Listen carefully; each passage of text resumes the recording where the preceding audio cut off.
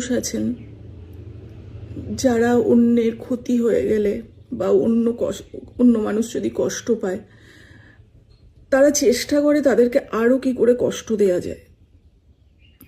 তো সেরকমই একটা ঘটনা আমাদের সাথে কালকে ঘটেছে। অ্যাকচুয়ালি আমার সাথে নয়, কারণ আমি ফোনটা অতটা দেখছি না। আমার মানে মিমি ও মাঝে মাঝে ফোনটা ধরে, আপনাদের দাদাভাইও আছে। তো এমন একটা ঘটনা কালকে হঠাৎ করে ঘটেছে যে আমরা সকলেই মানে প্রথমত ঘাবড়ে গেছিলাম, তারপরে বুঝতে পারলাম এটা কোনো অমানুষ আছে যারা যে চেষ্টা করছে আমাদেরকে আরও আঘাত দেওয়ার, আরও কষ্ট দেওয়ার।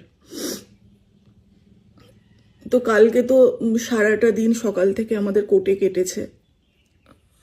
কাল কোর্টে ডেট ছিল, তো জামিন হয়নি, আবারও ডেট দেওয়া হয়েছে।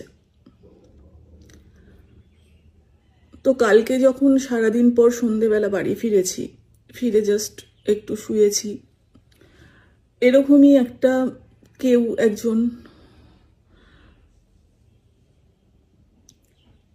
সায়নী চক্রবর্তী নাম, সায়নীর ফটো দিয়ে প্রোফাইল পিকচার করেছে এবং সায়নী চক্রবর্তী নাম দিয়ে সে একটা ফেক অ্যাকাউন্ট তৈরি করেছে।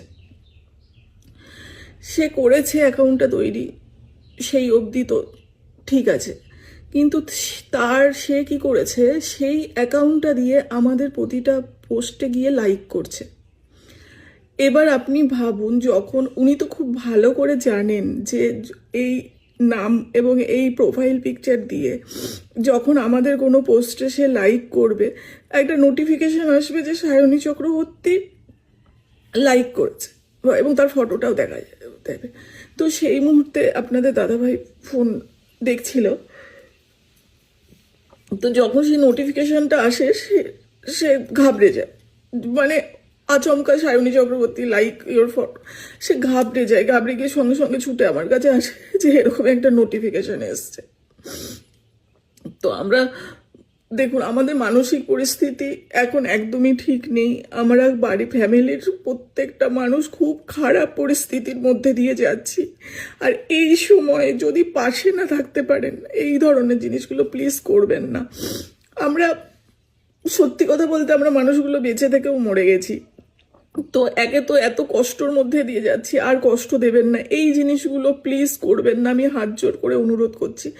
ওর নাম দিয়ে, ওর ফটো দিয়ে আপনারা ফেক প্রোফাইল তৈরি করছেন এবং সেই প্রোফাইল দিয়ে আমাদের পোস্টে লাইক করছেন, প্লিজ করবেন না। আমরা নিতে পারছি না, আমারও নিতে পারছি না, আমাদের এরম আমরা মরেই আছি, আর নতুন করে মারার কিছু নেই।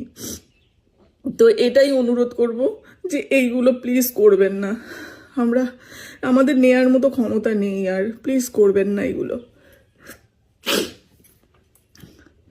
আর অনেকে কমেন্ট করেছেন সুন্দরীকে দেখতে চাই, সুন্দরী ভালো আছে, সবাই ভালো আছে, পরিও আস্তে আস্তে ঠিক হচ্ছে, খাওয়া দাওয়া করছে, ডাক্তার দেখানো হয়েছে, চেষ্টা করছি স্বাভাবিক জীবনে ফিরে আসার, কিন্তু পারছি না, বিশ্বাস করুন পারছি না।